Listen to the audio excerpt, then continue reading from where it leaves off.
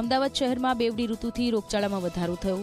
Sola civil હોસ્પિટલમાં એક અઠવાડિયામાં 13,446 ઓપીડી નોંધાઈ। શરદી અને તાવના કેસમાં વધારો થયો છે। ડેન્ગ્યુના 5 તો મેલેરિયાના 6 પોઝિટિવ કેસ નોંધાયા। ઠંડી અને ગરમીના તેમજ વાદળછાયા વાતાવરણની અસર જોવા મળી રહી છે। ઇન્ફેક્શનના કારણે તાવ અને શરદીના કેસ પણ વધ્યા છે। આવી જ સ્થિતિ રાજ્યના અન્ય શહેરોમાં પણ જોવા મળી રહી છે।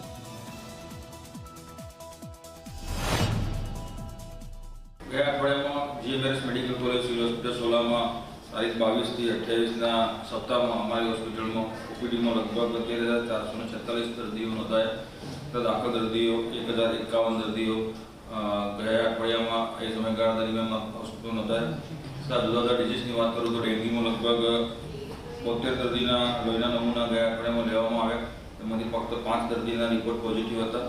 એ જ રીતે મેલેરિયામાં 480 દર્દીના લોહીના નમૂના લેવામાં આવ્યા। તેમાંથી 6 દર્દીના રિપોર્ટ પોઝિટિવ હતા।